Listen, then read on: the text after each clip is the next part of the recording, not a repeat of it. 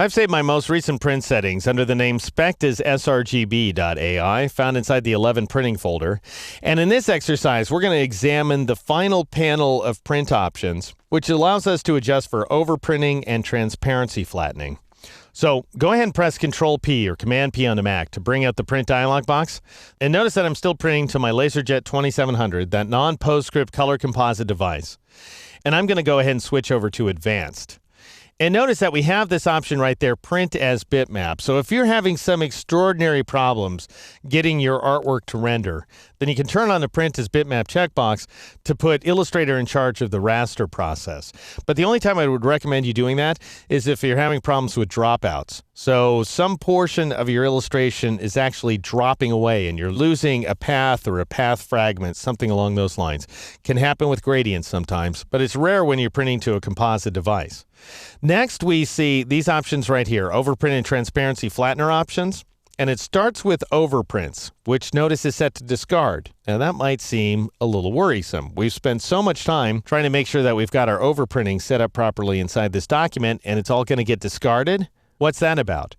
Well, overprinting is really specifically designed, first of all, for CMYK output, and secondly, for color separation. So notice here, if I switch my printer from that LaserJet 2700 to Adobe PDF, which I'm using to simulate a CMYK PostScript device, overprint is still set to discard. Well, that's because I haven't set things up to print separations, not this time around anyway. So I'll switch back to output, and then I'll switch my mode from composite to separations, host-based in this case. I've already done it in advance apparently, but I'm going to go ahead and turn on convert all spot colors to process. So we're just printing the CMYK process colors there.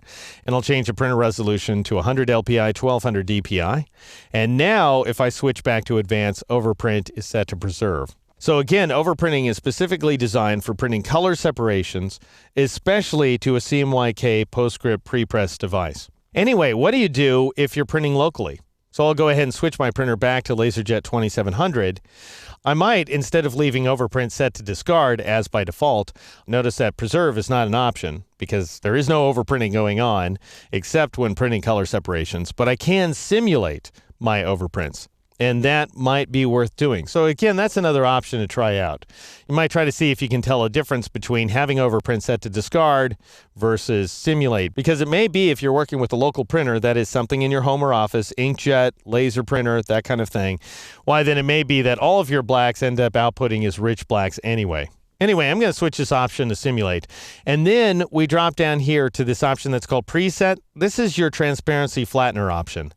And the idea is this, PostScript can't actually accommodate much of the stuff that you can do inside of Illustrator, especially anything having to do with transparency.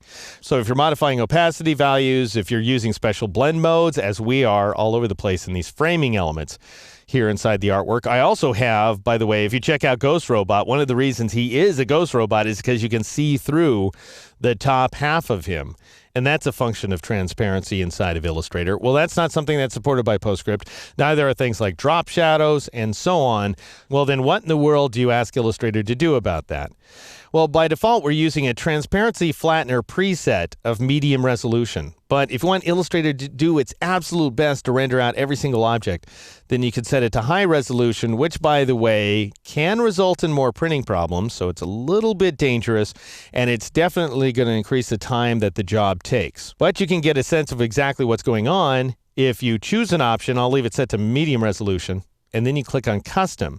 And Custom allows you to customize your settings. Now notice things start off here with a raster/vector balance. And this is going to get a little bit technical. Not too bad though. I want you to have a vague sense of what's going on.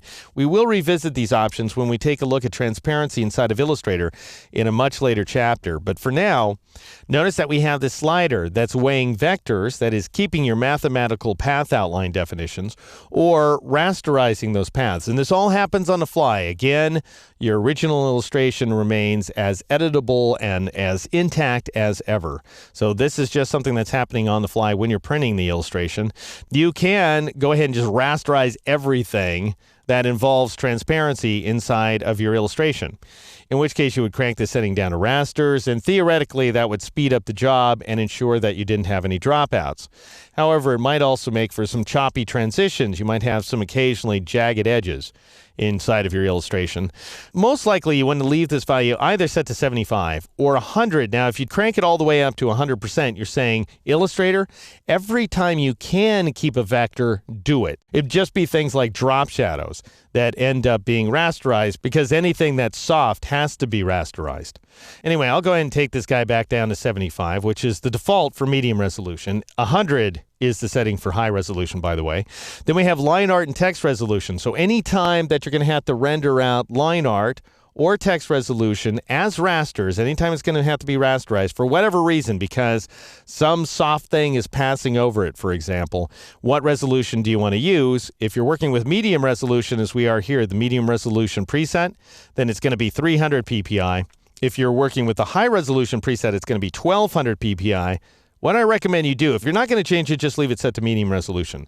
But if you're thinking of changing things around, I'd split the difference and take this up to 600 ppi. Gradient and mesh resolution. Now, this has nothing to do with that option we saw in the graphics area, where we're always rasterizing out the gradients in the mesh. This is only when Illustrator feels like it has to do it, when it has no other recourse. What resolution does it use?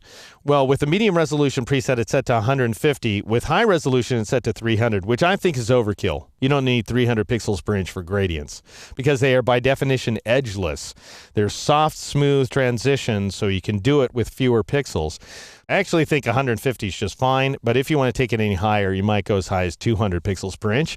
Convert all text to outlines. If we were working with actual text inside the document, I would say no, don't do that, because if I want to convert the text to outlines, I would do it manually, which is what I actually did. So I don't have any text, so it doesn't matter for this document. Convert all strokes to outlines. Not a bad idea. There's no reason not to. It's not going to hurt anything. And then clip complex regions, absolutely. So if there's some areas that have to be rasterized, we can put them inside of a vector-based mask, and we can keep some sharp edges there. All right, so these are my recommended settings. I'll go ahead and click OK. Now, notice that ends up setting preset to custom. I'll show you when we discuss the flattener transparency in detail how to define your own presets. In the meantime, switch over to summary here, and you're going to see this long list of everything that's going on with your print settings. You might also see a few warnings. I'll explain what those warnings mean, as well as how you adjust the document raster effects resolution in the next and final exercise.